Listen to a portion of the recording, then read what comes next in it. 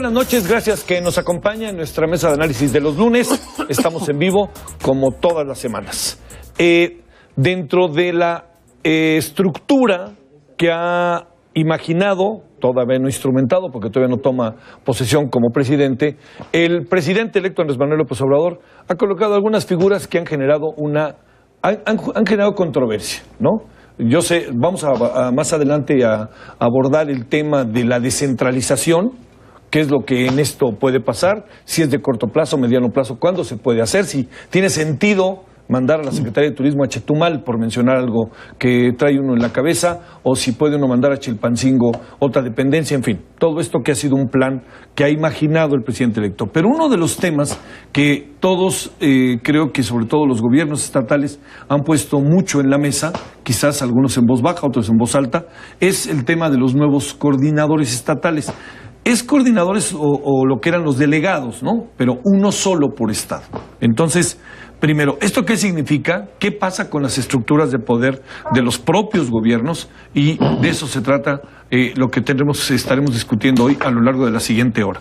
Hoy con nosotros se encuentra David Colmenares Páramo, quien es auditor superior de la Federación. David, mucho gusto. Muchas gracias. Gracias, como siempre. Gracias. También con nosotros el licenciado Carlos Reta Martínez. Él es presidente nacional del Instituto de Administración Pública. Carlos, mucho gusto. Ahora sí que tenemos tiempo de no vernos, ahora sí, algunos años. Bueno, también con nosotros se encuentra el doctor Marco Fernández, coordinador anticorrupción en México Evalúa e investigador de la Escuela de Gobierno del TEC de Monterrey. Muchas gracias, Marco, bienvenido. Hola, muy buenas noches. Es un gusto, gracias. Y también con nosotros el doctor Arturo García Jiménez, profesor en la División de Estudios de Posgrado de la Facultad de Derecho de la Universidad Nacional Autónoma de México. Arturo, bienvenido. Muchísimas gracias por la invitación. Gracias. Un honor estar aquí. Es un gusto para nosotros. A ver, yo planteo, David, si quieres empezamos contigo, sí, que además has tenido esta experiencia múltiple de haber sido funcionario estatal en diferentes niveles. ¿Sabes lo que significa tratar con el delegado que viene de la presidencia? ¿Lo sabes? Entonces, si les parece, a todos los invito a que en una primera ronda digan, a ver, ¿cómo han funcionado las cosas ahora y si realmente tenía que hacerse un cambio como imagina el presidente electo? Pues mira, no han funcionado muy bien, que digamos. Yo recuerdo cuando gana Vicente Fox, sí. Yo trabajaba en la Secretaría de Hacienda y me invitaban a las reuniones de los coordinadores de delegados. La Secretaría de Hacienda nunca ha tenido delegados. Hoy tiene las oficinas del SAT, pero que no es una delegación formalmente. Sin embargo, lo que ha pasado en los últimos años es que los delegados de la Secretaría de Gobernación han sido los jefes políticos del resto de los delegados. Hay un promedio de 50, 60, 65 delegados en cada estado. De hecho, la figura cumple una figura política. A ver, perdóname otra vez, ¿cuántos delegados hay por estado? De 50 a 65. ¿Y quién los paga? El gobierno federal. No, el gobierno estatal. No, el gobierno estatal no los paga. No los paga. Pero el gobierno estatal, mira, los vídeos que ha tenido. Para que un delegado llegue a algún estado, pues tiene que ser palomeado por el gobernador en turno. Recuerdo el caso del gobernador Toño Chavarría de Nayarit, que no le gustó un delegado, creo que el de Sedatu, pues mandó a la policía que lo sacara del hotel y lo sacaron del estado. Y el gobernador de Nayarit decía, mi casa es pequeña, pero es mi casa. Y conozco casos de vetos de gobernadores a muchos delegados enviados. Lo que es real es que tradicionalmente los delegados han sido siempre utilizados como instrumentos políticos por los gobernadores que al final son quienes tenían el poder de veto para el nombramiento de los delegados federales. Entonces eran ad hoc y cumplían una función política a favor del establishment, ¿no? ¿Qué es lo que puede pasar? Yo no lo veo tan desafortunado en la medida que, repito, todos coordinados políticamente por el delegado de gobernación. 2, todos operadores políticos, la mayoría, ¿sí? Y 3, pues han resultado unas figuras muy costosas. Porque yo recuerdo, te puedo decir de casos de gobernadores, que a ver, hay problemas en tal ciudad, pues mandan al delegado de Soli que lleve cemento, ¿no? O sea, han jugado un papel político. Los estados tienen aquí un representante o delegado. A lo mejor el nombre del programa va a ser el llamarles delegados, Pero mira, a mí me queda claro. Primero, no van a ejercer recursos. Los recursos, por ejemplo, el ramo 33, se van a seguir canalizando hacia los estados, los convenios de descentralización, o sea, gasto federal transferido a los estados va a seguir ejercido por los estados. Simplemente que van a conservar, mi impresión es que deben de conservar, y lo van a hacer, a los aparatos. Tú no puedes ver los temas de tierra sin que esté la gente de SEDATU, sin que haya un delegado formal. No puedes ver los temas de salud sin un delegado o una representación técnica de salud. Y así lo vamos viendo con cada uno de los temas. Hay dependencias federales que no tienen delegados. La más importante, desde mi punto de vista, es el SAT. El SAT no tiene delegados, la Secretaría de Hacienda no tiene delegados, y el SAT es un organismo desconcentrado que cumple una función estratégica para el desarrollo del país. Bueno. Las oficinas de pasaportes son las que tienen contacto con público. No tienen delegados. No son delegados, pues, de los hechos. Aunque hay un delegado de la Secretaría de Relaciones Exteriores, quizás va a ser una cuestión de que vayan acomodando en dónde salen los delegados. Viene un delegado político, puede ser un delegado político, eso sí. A ver, de eso hablaremos después, porque un solo delegado puede hacer todas esas funciones, que es el asunto también para plantear, ¿no? Si te parece, en un segundo momento. Sí. A ver, Carlos, ¿cómo ves el asunto de cómo ha venido funcionando? Porque además te tocó en primera fila muchas veces. Mira, yo creo que su funcionamiento no es sobresaliente, no ha sido malo en muchos sentidos. Sin embargo, yo creo que el problema básico es el crecimiento sin límite que han tenido las delegaciones. Y eso es lo que está generando la molestia, la incomodidad del nuevo gobierno, es lo que yo estimo. Y creo que el tema lo quieren resolver bajo un esquema que tiene pros y contras, cuando el tema debería ser sencillo, simplemente reducir el número, establecer una norma de cuánto sería el mínimo y cuánto sería el máximo por dependencia. Actualmente se estima que hay más de 260 servidores públicos de mando en las delegaciones. Es un número excesivo porque pues sobrepasa, llega a casi 20 o 25 gentes por estado. Entonces, yo creo que lo que debió de haberse hecho en un momento dado es reducir el número de servidores públicos de mandos medios y superiores que están en las delegaciones, y con eso se harían ahorros económicos muy importantes sin perder el personal que tiene capacidad, que tiene experiencias, que tiene ya una expertise. Y creo que eso es algo que hay que cuidar. Carlos, ¿se les paga mucho a los delegados? Bueno, un delegado tiene un salario de director general.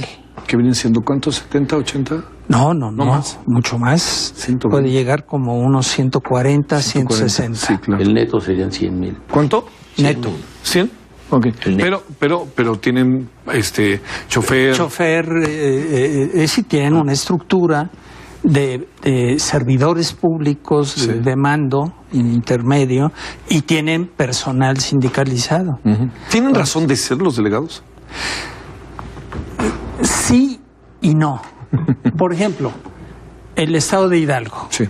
Estamos a hora y media de Pachuca a la Ciudad de México. Dice el gobernador el otro día en una reunión que tuvimos con una de las organizaciones de municipalistas, hizo el señalamiento de que tenía 50 delegados.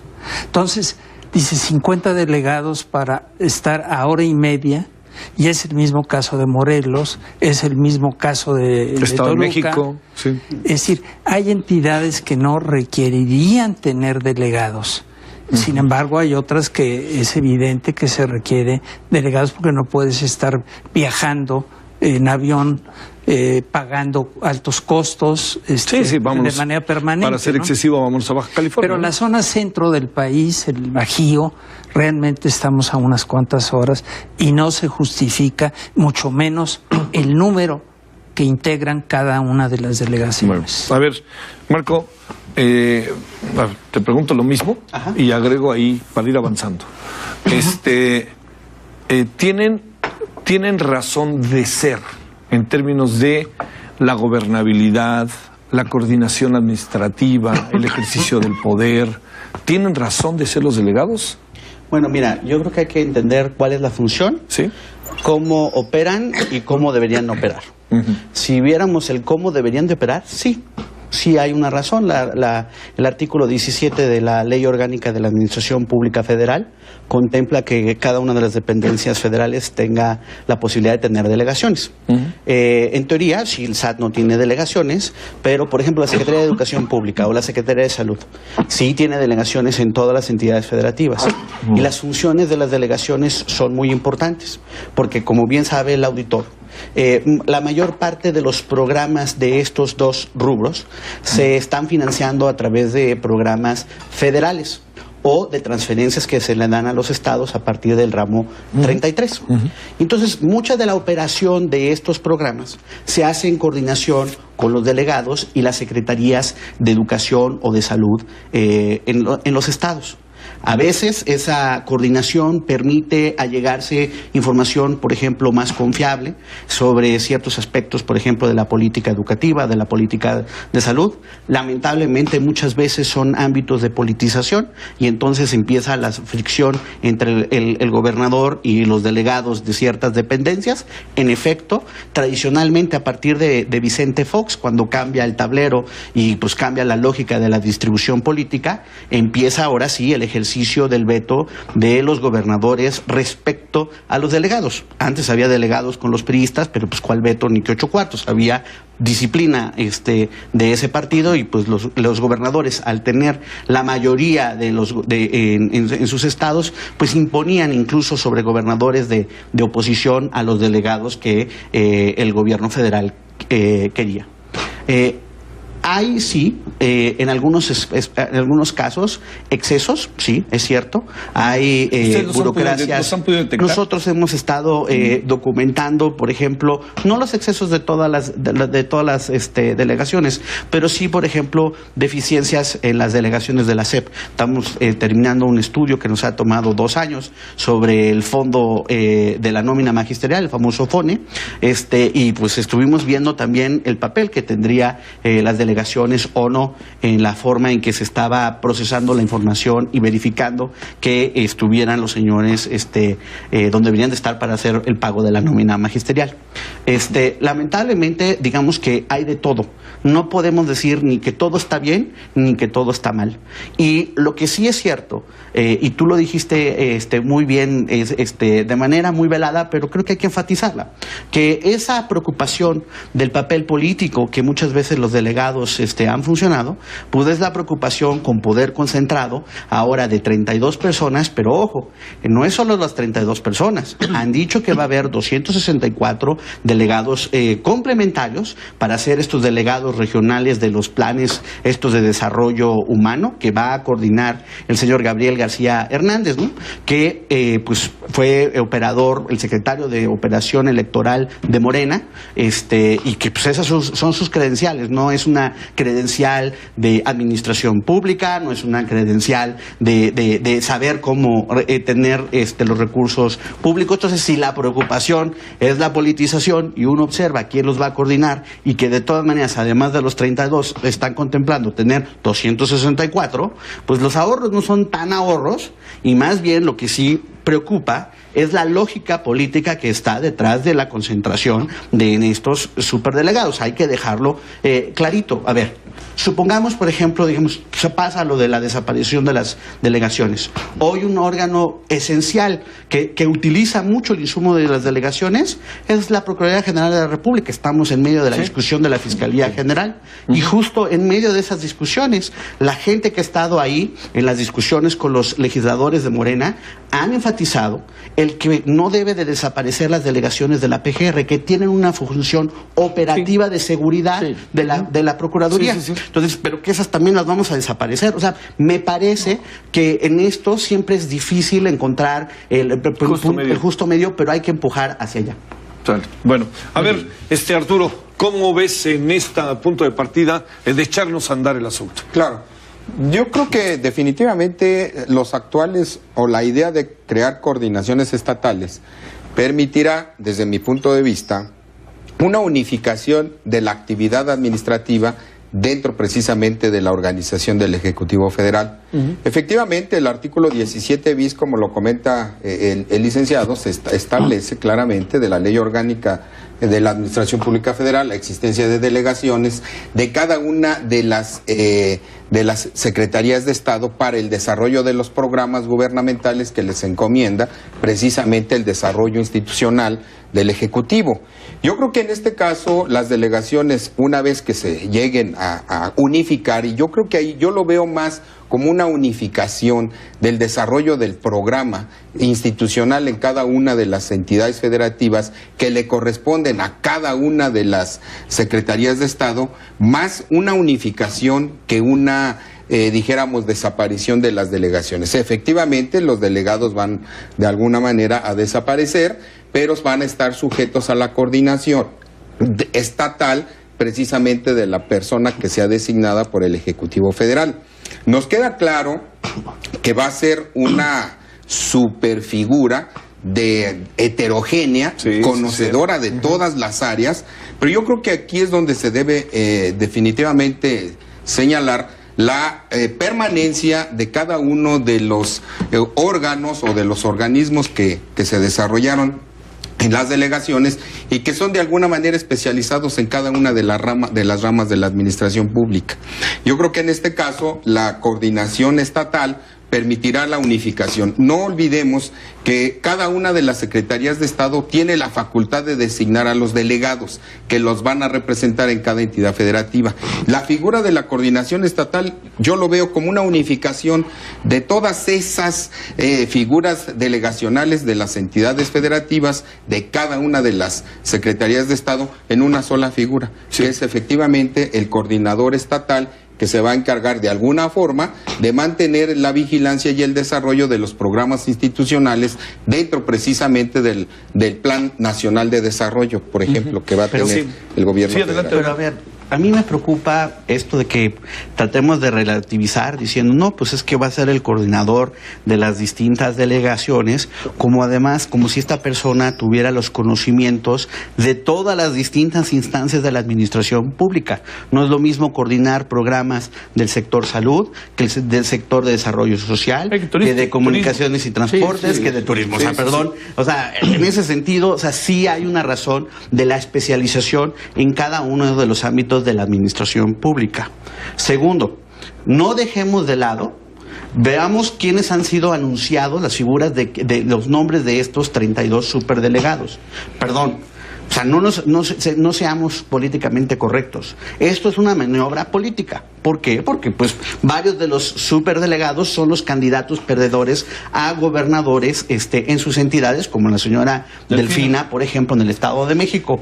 ¿Ok? Entonces, o sea, tienes un gobernador que va entrando, dice el señor presidente electo que va a ser respetuoso del federalismo, nada más con una nota al pie, ¿verdad? O sea, que le vas a poner a ese gobernador que acaba de ganarle a su otro candidato una persona que concentra todos los recursos efectos de los programas federales.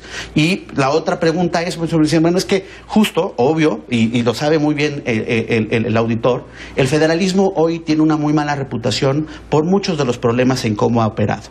Pero justo para los pesos y contrapesos, pues existen las 20 mayorías que va a tener Morena en los congresos locales, si es que la preocupación es que los gobernadores se vayan a pasar de lanza o de vivos en la forma en que se ejercen sus recursos. Para eso están los señores legisladores locales que pueden supervisar. Y hoy, ojo, perdón, el auditor hoy tiene también facultades derivadas de la reforma del Sistema Nacional Anticorrupción para poder fiscalizar no solamente la parte de las participaciones, sino también, perdón, no solamente la parte del ramo 33, sino también el ramo 28, e incluso los propios recursos propios de los estados, se fue hasta allá la reforma. Entonces, digamos que justo confiando en que la Auditoría Superior de la Federación hace correctamente su trabajo, si la preocupación es que los gobernadores no vayan a actuar como han actuado en el pasado, para eso tenemos instancias que están revisando la manera en que hacen el gasto público y se puede haber consecuencias legales si no lo hacen correctamente.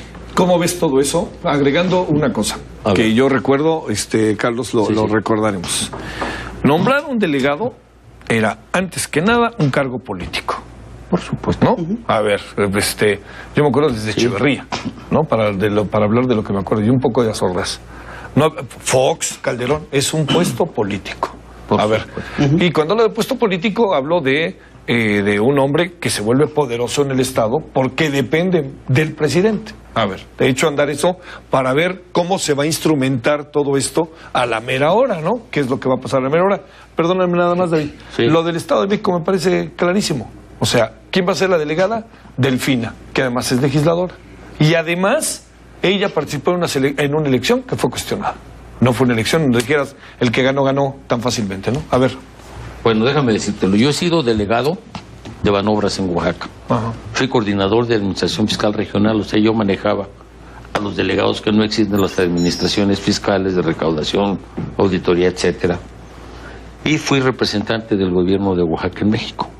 En Oaxaca hay una figura que se llaman los coordinadores estatales regionales. En cada región de Oaxaca hay un coordinador estatal, que es un político. No es un especialista en ninguno de los temas que se están viendo, más al contrario, te diría que están en el otro extremo. Evidentemente que todas estas son figuras políticas. Efectivamente, lo que a mí queda claro es que no van a ejercer recursos. Y haciendo recuento a lo que estaban viendo hace rato, tendríamos casi 2,000 delegados en todo el país, con un staff de 5 personas por lo menos. Estamos hablando de casi 10,000 plazas de trabajo que supongo que van a desaparecer, porque el staff del nuevo delegado estatal va a ser mucho más pequeño. Y son menos. Y son muchísimo menos. No puedes tú perder la especialización. Sí, los que tienen contacto con el público, tú lo decías, Carlos, ¿no? Pues esos no pueden modificarse, ¿no? Así es. Banobras no puede cambiar, ¿no? Ya mencionamos al SAT, Relaciones Exteriores, la propia PGR, en fin. Todos tienen contacto con el público, pero eso juega una figura más de servicio a los ciudadanos que política. Como tal, sí. Los delegados políticos, yo conozco muchos casos de gobernadores que han vetado, aún en el sistema PRI, que vetaban al delegado que mandaban, ¿sí? Bueno, yo me acuerdo hace muchos años, inclusive algún gobernador podía ponerle pero al comandante de la zona militar. Ahora yo creo que será al revés, ¿no? Entonces, sí, es una mezcla de administración con política.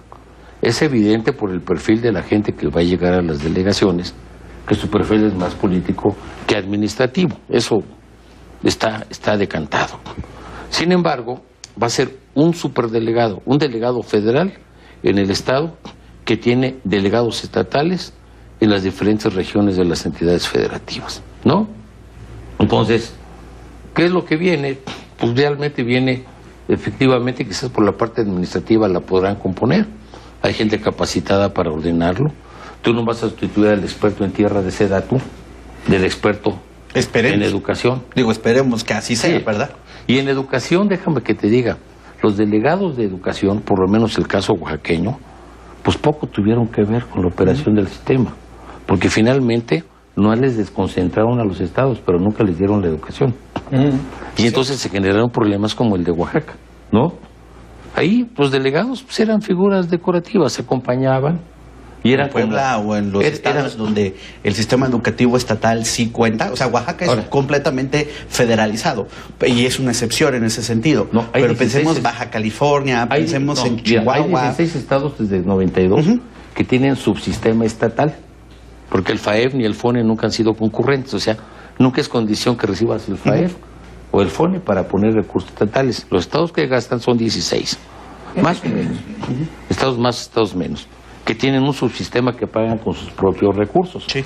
Baja California, Chihuahua, el Estado de México, Nuevo León, Veracruz, Nuevo León, que son problemas que han tenido severos problemas por múltiples fenómenos derivados de la desconcentración, nunca descentralización de la educación básica. Y entonces como que ahora estamos echando a perder los conceptos. Yo realmente, por ejemplo, he visto como en el sistema tributario somos el país más centralista de la OCDE, más que países unitarios, ¿no?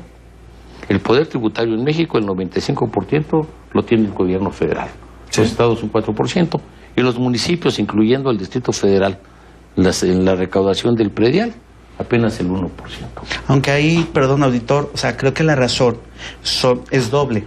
Por un lado sí tiene que ver con un arreglo político del federalismo fiscal que se hizo hace varios años, pero otra parte tiene que ver con que los estados y los municipios, han sido tradicionalmente conchudos fiscales, ¿no? Les conviene más utilizar los señores gobernadores a los legisladores en San Lázaro para poder en las negociaciones presupuestales lograr que las fórmulas de distribución de recursos sean más favorables a los que tienen más diputados en San Lázaro y de esa manera evitar el costo político, por ejemplo, pues de utilizar atribuciones tributarias que tienen, pero que no quieren ejercer. Y el caso más escandaloso son los municipios, en donde lamentablemente la recaudación, por ejemplo, del predial, con sus pocas excepciones, es muy baja, pero no es porque no tengan ese poder, sino porque son conchudos. Sí, a ver. Mira, aquí en esto, pues yo ha sido mi tema toda la vida el federalismo fiscal. Cambiamos la fórmula de participaciones en 90 para favorecer estados como Oaxaca, le pegamos fuerte a la Ciudad de México, le quitamos, porque utilizamos el criterio per cápita en ese momento, los estados como Oaxaca éramos mayoría, y se cambió la fórmula. En 2008, recomendaciones del Fondo Monetario, la vuelven a cambiar, pero ahora el factor fundamental para la distribución es la población. Eduardo Bush hablaba del patriotismo fiscal, pero también habría que reconocer qué impuestos pueden cobrar los estados. Nóminas, que es un mal impuesto porque desalienta el empleo. Sí. La tenencia que le echaron a perder, ¿sí? Pero ahí los gobernadores le echaron a perder otra vez, pero por razones políticas. Vean Morelos, Morelos es un paraíso fiscal para el impuesto vehicular, sí, ¿no? Y sin embargo, la ciudad que lo ha recaudado bien es la Ciudad de México. Ya están recaudando. En la Ciudad de México más automóviles con placas de Morelos que de la Ciudad de México. Por supuesto. Sí. Ahora tiene muchos mecanismos ambientales y de circulación que te inhiben el emplacamiento en otras ciudades. Sí. Entonces, entonces también no se han aprovechado las oportunidades que tienes, pero también es cierto que el poder recaudatorio, el IVA y renta están concentrados en el gobierno federal como producto del pacto fiscal para evitar la doble tributación, y entonces el gobierno les paga una parte de lo que recauda, y ahí muchos estados se fueron contigo. Eduardo Bush le llamaba el patriotismo fiscal. A ver, Carlos, te planteo, como están hoy las cosas, todo indica que más allá de cómo hemos vivido a lo largo de todo este tiempo, vamos a vivir de manera diferente. A ver, esta fórmula que imagina hoy el presidente electo, más allá de... Es que es inevitable pensar en el asunto político, ¿no? Sí, claro. Pero más allá de pensar solo en el asunto político, ¿qué operatividad le va a dar a cada estado? Y ¿qué tanto no es una concentración plena del poder, aprovechando el viaje, un poco, ¿no?, que sabemos qué es lo que sucede, y que nos va a colocar en una, ¿cómo les dijeron? Virreyes, ¿no? Virreyes, al lado de un gobernador, que es o virreya, o virreina.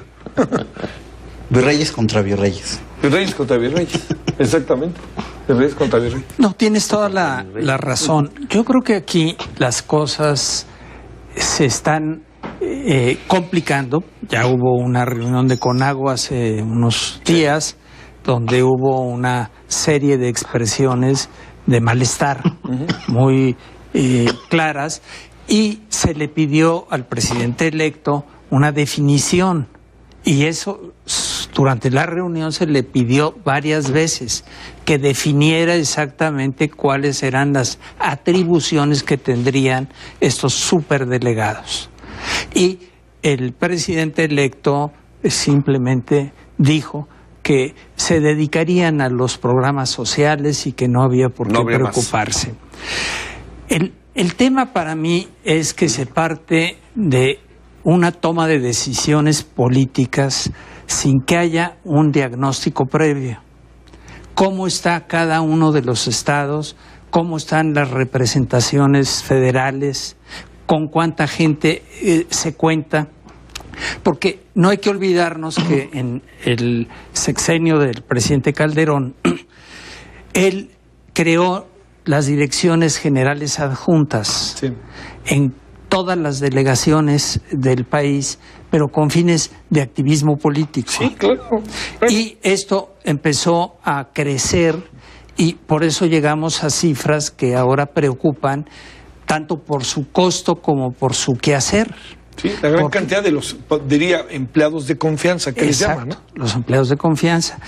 Cuando llega Peña Nieto, en algún esquema probablemente de conveniencia mutua, dejaron a todos estos personajes seguir trabajando, y esas plazas las continúan teniendo y desarrollando sin ningún problema.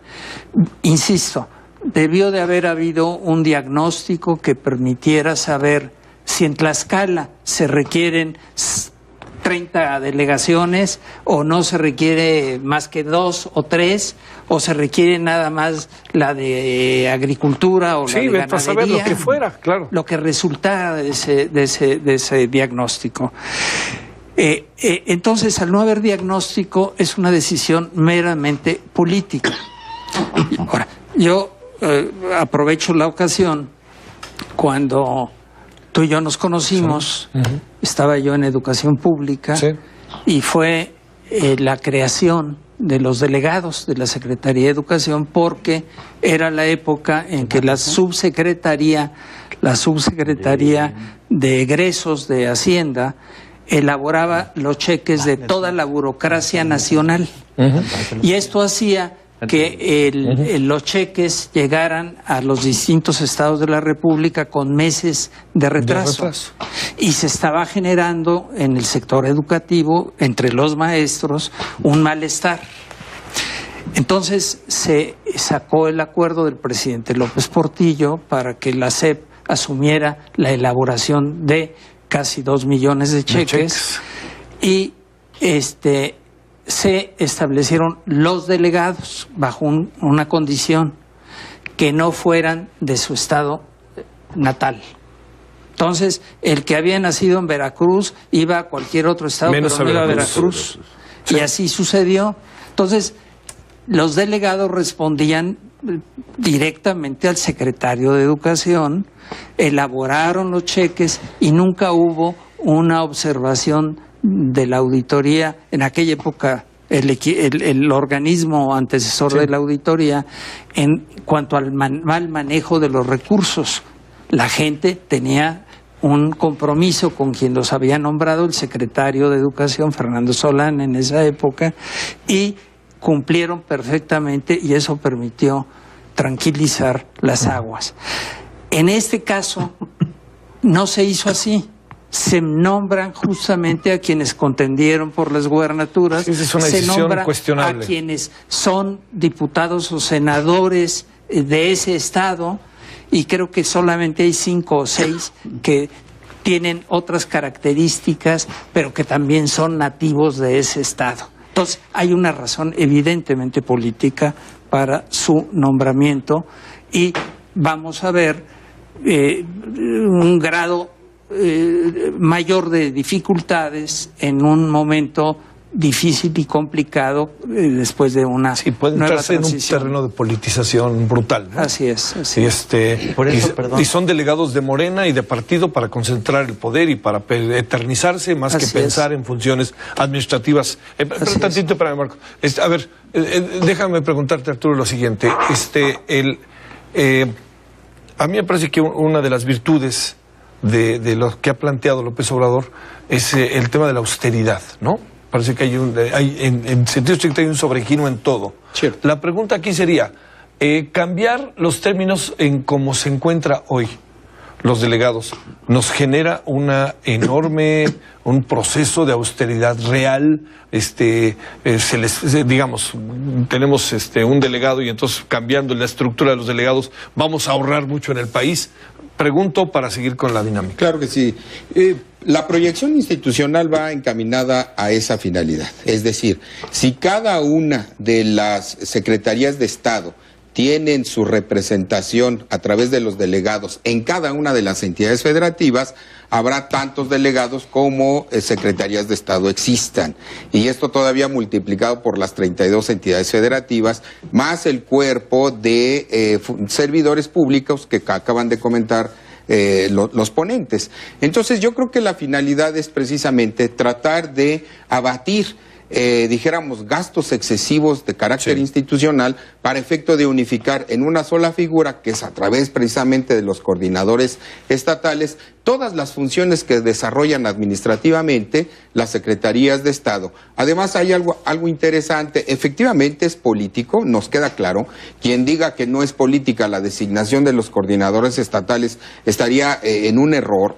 En definitiva, no es técnica, que es lo que imaginamos. Dijéramos político-administrativa. Sí. ¿Por qué? Porque desarrollan las actividades administrativas encomendadas precisamente a cada una de las secretarías de Estado con la finalidad de cumplir los programas sociales, los programas institucionales, con la finalidad precisamente de llegar a una sola coordinación. Creo que aquí lo que se pretende es romper ese intermediarismo entre las actividades estatales y el secretario del ramo, sino va a ser directamente comunicación con Presidencia de la República, coordinadores regionales y directamente las funciones de cada una de las entidades administrativas en cada entidad federativa.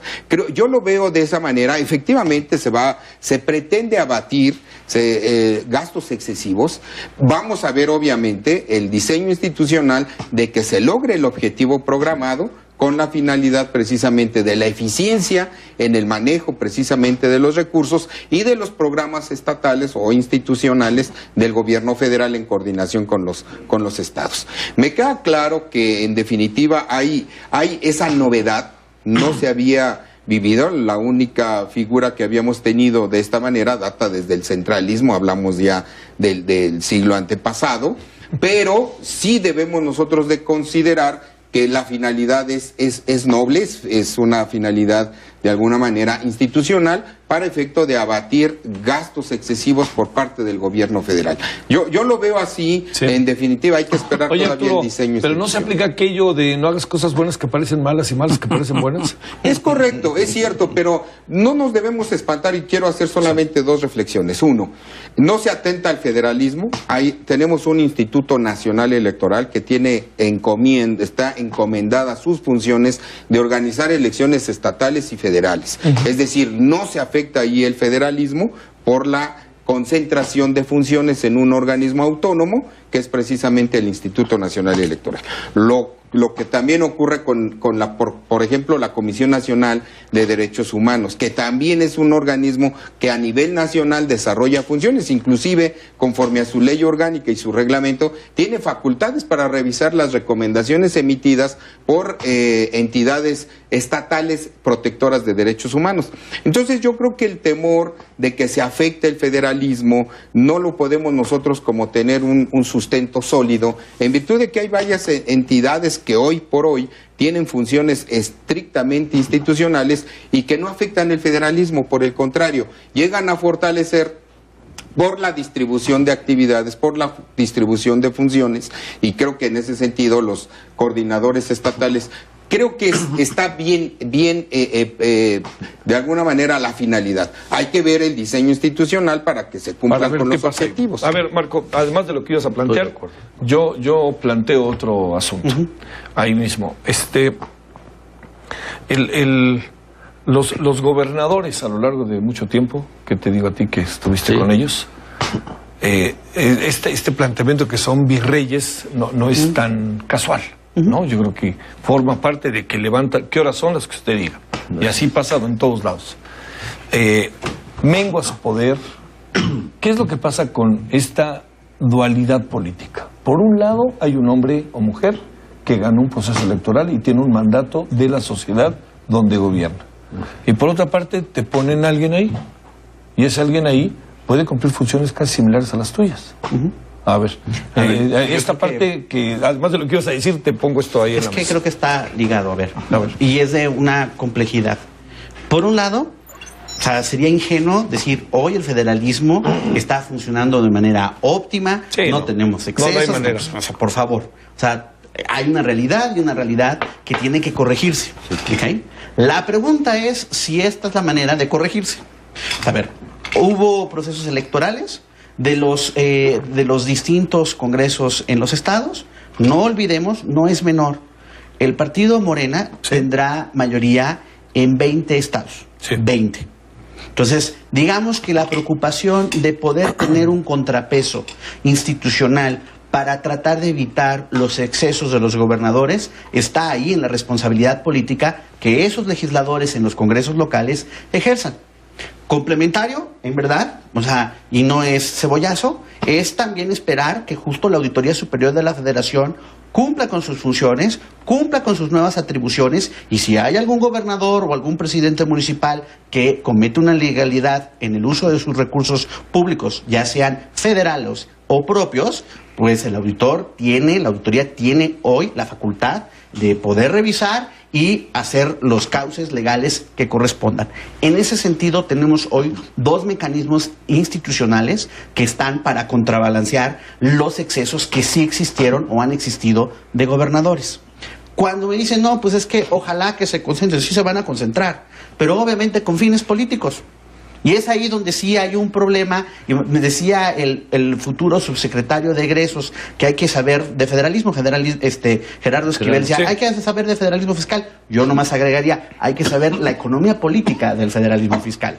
Es decir, la lógica política precisamente de la distribución de los recursos, que lamentablemente en el pasado no es una cosa que se imaginan. Los que sí estudiamos el federalismo fiscal, hemos visto cómo precisamente muchas veces se han politizado la distribución de los recursos, hay fórmulas, las fórmulas no se han respetado, etcétera, etcétera. O sea, digo, eso es la realidad sobre la que estamos operando.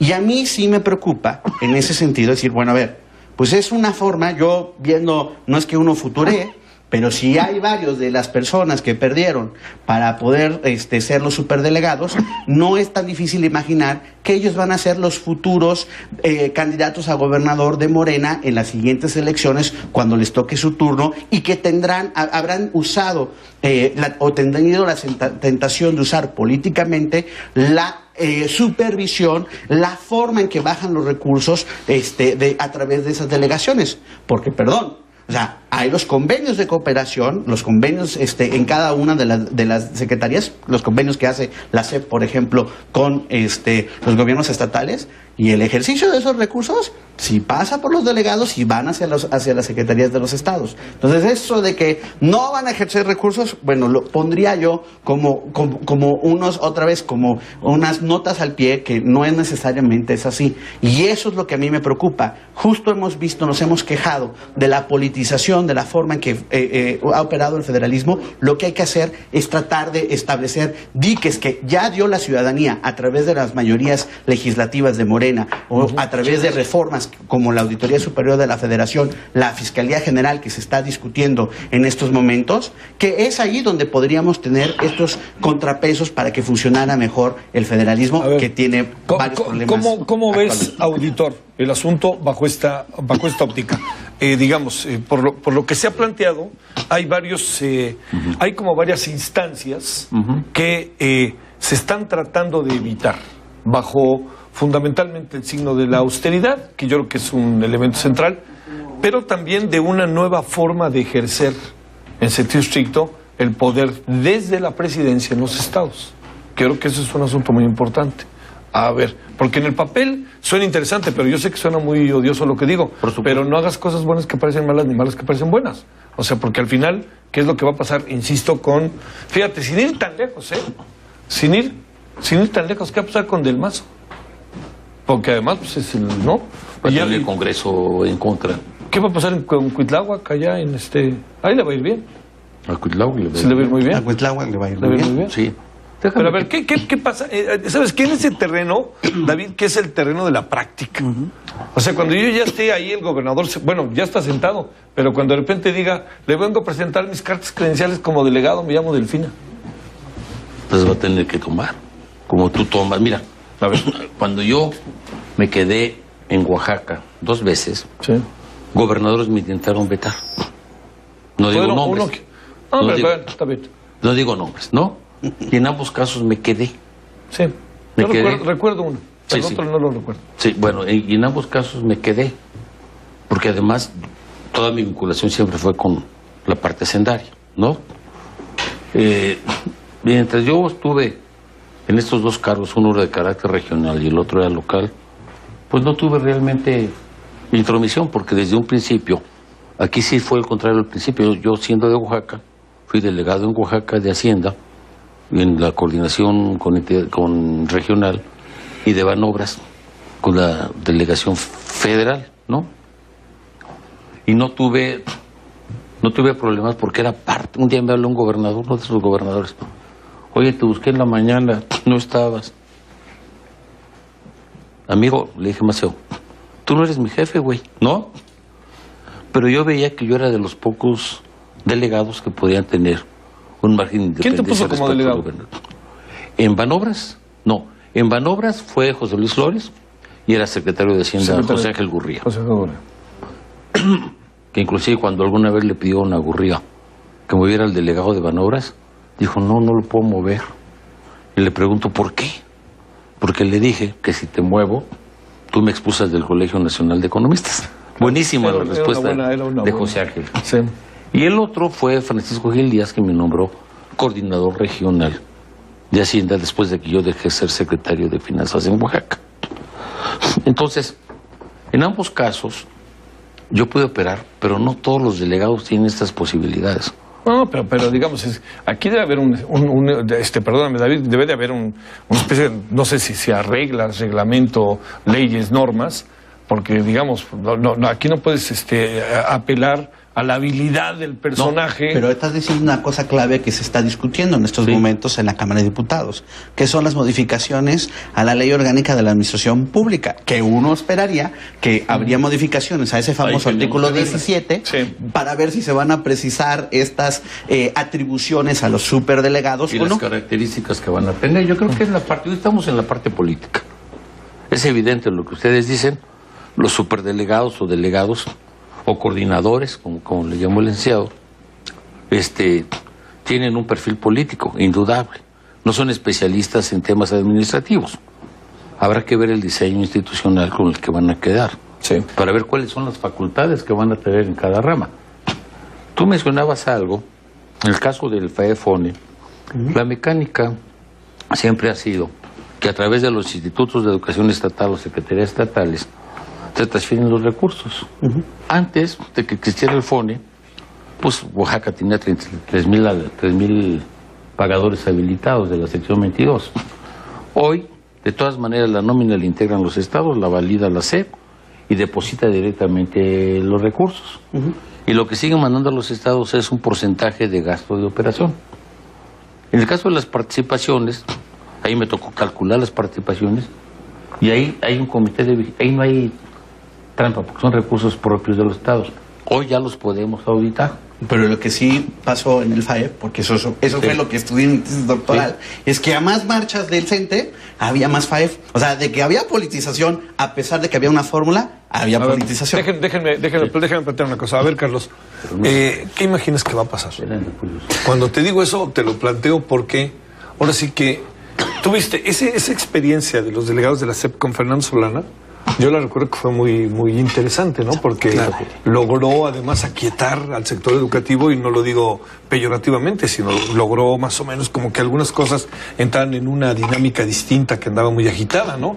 Traíamos el 68, traíamos el 10 de octubre, traíamos el problema de la inflación, traíamos un país agitadón, ¿no? Y la formación de la coordinadora. Y la formación de la coordinadora, de la cual conoce la historia el señor muy bien. David. Bueno, yo creo que lo que hace falta, bueno, partimos de que el presidente de la República tiene las atribuciones para nombrar delegados. Y si ya decidió él nombrar un delegado, pues vamos a tener un delegado por estado.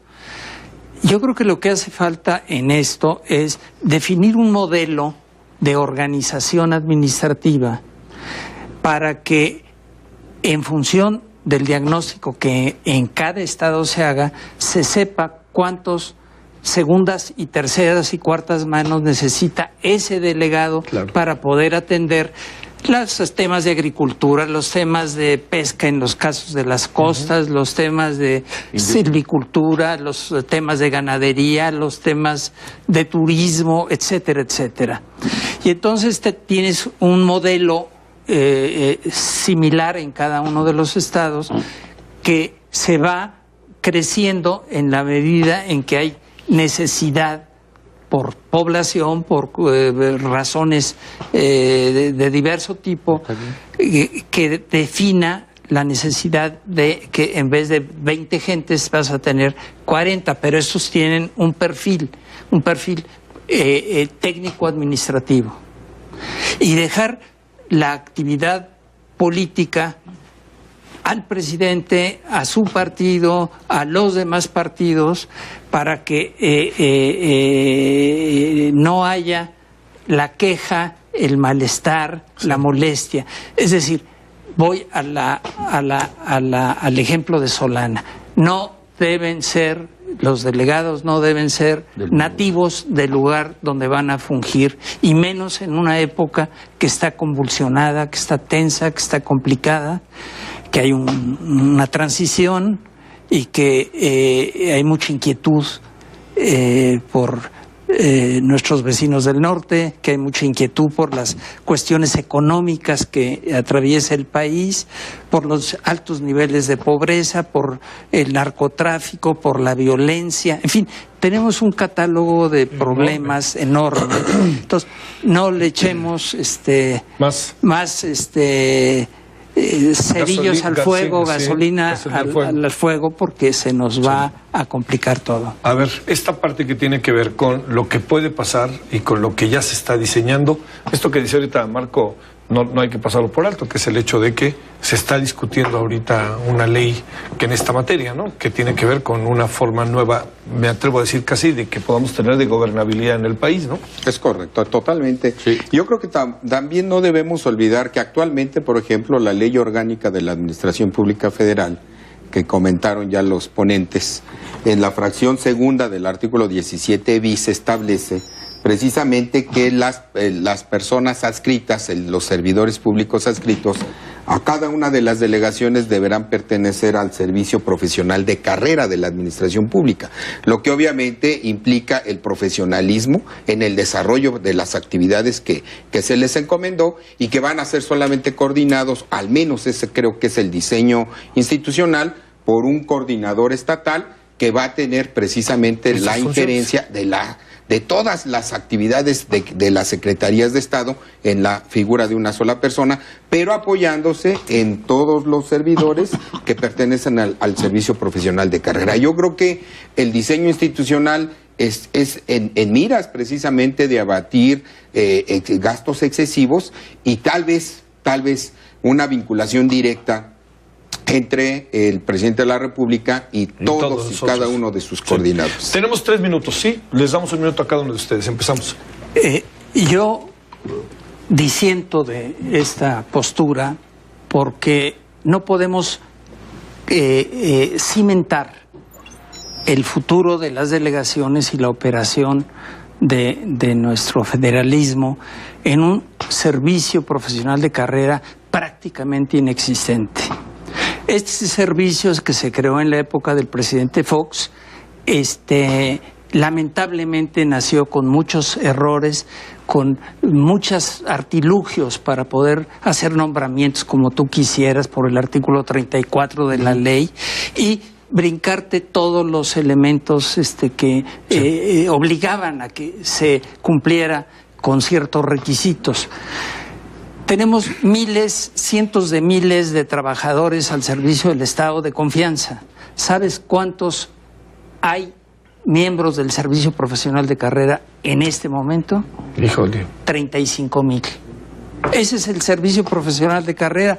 Por ello, creo que no se puede sustentar nada con este servicio, ¿no? A ver, rapidísimo. Sí, solamente es precisamente este argumento el que permite consolidar la necesidad de una coordinación regional. A ver, un minutito. Nada más que, digo, perdón, yo coincido, o sea, no hay servicio civil de carrera y además, si ese fuera el argumento, si esa es la lógica, ¿qué van a hacer con el personal de base que son 976,198 personas? A esas no se les va a tocar ni con el pétalo de la rosa. Digo, si realmente es el propósito de poder hacer las economías y tener una mejor administración, pues entonces la tijera va para todos, ¿verdad? Pero por allá no va a pasar esa situación. Entonces creo que hay un problema que es, hoy tenemos problemas en la forma de operar el federalismo, sí. ¿Esta es la manera de corregirlos? Me parece que no. A ver, David. Pero yo finalmente estoy de acuerdo que hace falta el diseño institucional para rebasar la fase política. Tenemos que ser eficientes en el manejo de los recursos públicos. Para mí la primera duda era, ¿van a manejar recursos públicos o no? ¿Vamos a cambiar nuestros patrones de auditoría? Plantean que no. Según yo entiendo, plantean que no. Ese es. ¿No? Los recursos... ¿Lo dudas, verdad? Pues es que, perdón, la burra no era arisca. ¿Sí? Bueno, ¿qué hacen los delegados hoy? Perdón. O sea, a ver, los recursos de las transferencias, las participaciones, el ramo 33, los convenios, los subsidios, van a seguir siendo trasladados a los estados. Eso lo hemos percibido en las pocas declaraciones que ha habido al respecto. Sí. Lo cual a nosotros no nos cambia la manera de fiscalizar. Yo creo que el tema, en el fondo, de lo que se discute fundamentalmente es político. Sí. Yo también pienso igual. Sale. Señores, muchas gracias, Arturo. Gracias. Carlos, muchas gracias. Qué gusto volver a verte. Gracias. Muchas gracias, David. Gracias. Gracias, Marco. Bueno, muchas gracias a usted. Ahí queda sobre la mesa. Muchas gracias, Vanessa Salazar, Adriana Rodríguez, gracias en el lenguaje de señas. La verdad que es un asunto que va a tener que definirse no solamente con buenas intenciones y con dosis de yo le creo o no le creo. No, yo creo que sí hay que bajar la pelota, como dirían. Bueno, gracias. Está en los detalles. Sí, en el diablo está en los detalles. Guadalupe Contreras de espera y yo mañana a las